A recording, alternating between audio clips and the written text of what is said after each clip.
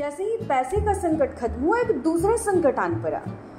महात्मा गांधी की माने तो वो लिखते हैं कि उस वक्त में समुद्र पार करने पर लोग धर्म भ्रष्ट होने की बात करते थे। ऐसी मान्यता भारत देश में थी कि अगर आप समुद्र पार करते हैं, समुद्र के माध्यम से अगर दूसरे देशों में प्रवेश करते हैं तो हमारा धर्म संकट में पड़ जाता है, हम धर्म भ्रष्ट करने के गुनहगार बन जाते हैं। जब महात्मा गांधी के भी ब्रिटेन जाने की बात पूरी तरह पक्की हो गई तो पंचायत बुलाकर उन्हें ऐसा करने से रोका गया। उन्हें कहा गया कि तुम विदेश यात्रा नहीं कर सकते क्योंकि तुम हमारे धर्म को भ्रष्ट करने की तैयारी कर रहे हो। उन्होंने किसी की एक न मानी। जब अपनी जिद पर महात्मा गांधी अड़े रहे तो उनके घर वालों को जाति से बेदखल कर दिया गया। हम आज भी देखते हैं, अगर आप समाज के बने बनाए सो कॉल्ड नियमों से इधर चलने की कोशिश करते हैं तो समाज से आपको वंचित कर दिया जाता है, बेदखल कर दिया जाता है। ये आज की बात ठहरी। सोचिए उस जमाने में गांधी में इतनी हिम्मत थी कि वो समाज से बेदखल किए जाने के भय से ऊपर उठकर भी अपनी जिद पर अड़े रहे। तो कुल मिलाकर हम कह सकते हैं कि महात्मा गांधी के रास्ते आसान नहीं थे।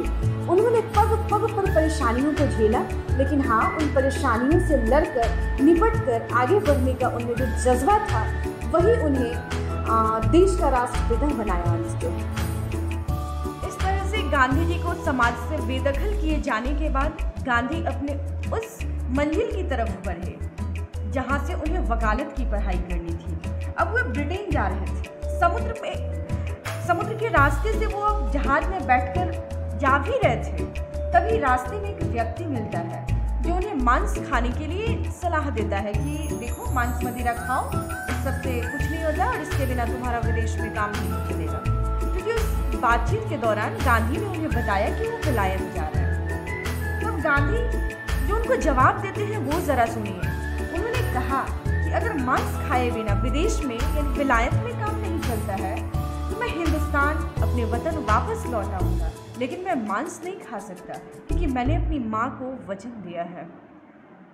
गांधी जी का ये दृढ़ निश्चय देखकर उस व्यक्ति ने उनसे जिद न की और फिर आगे कुछ न कहा।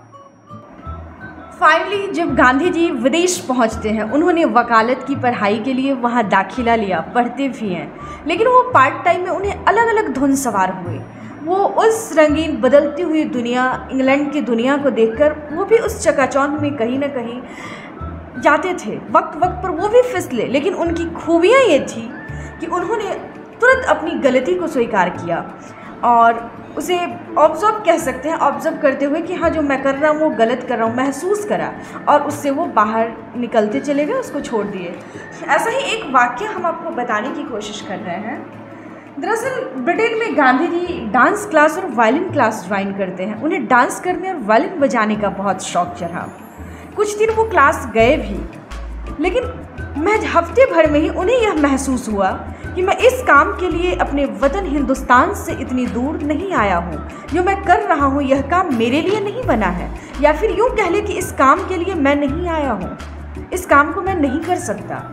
गांधी जी को यह महसूस होते ही कि जो मैं कर रहा हूँ वह मुझे नहीं करना चाहिए, उन्होंने एक चिट्ठी लिखी अपनी अध्यापिका के पास, जो कह सकते हैं उन्हें डांस क्लास की टीचर थी, उनके पास उन्होंने एक पत्र लिखा और वो लिखते हैं उस पत्र में कि मुझे माफ़ कीजिएगा, मैं ये करने के लिए यानी डांस करने, नाचने गाने, वायलिन बजाने, इस सब के लिए मैं हिंदुस्तान से यहाँ तक नहीं आया हूँ, मैं ये नहीं कर सकता और मुझे मेरी गलती का एहसास है, इसलिए आगे से मैं आपके क्लास में उपस्थित नहीं रहूँगा।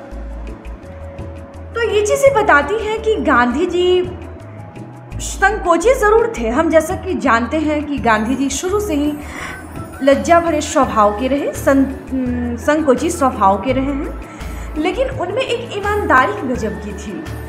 वो ईमानदारी के साथ चलना चाहते थे। अगर हम या आप, हम जैसे कोई लोग होंगे तो क्या करेंगे, सीधे क्लास नहीं जाएंगे, लेकिन उन्होंने बाकायदा उन्हें सूचित करना ज़रूरी समझा कि हाँ, आज तक मैं आया, अब के बाद मैं क्लास नहीं आऊँगा क्योंकि ये काम मेरे लिए नहीं बने हैं। ये चीज़ें गांधी को खास बनाती हैं और सारे लोगों से।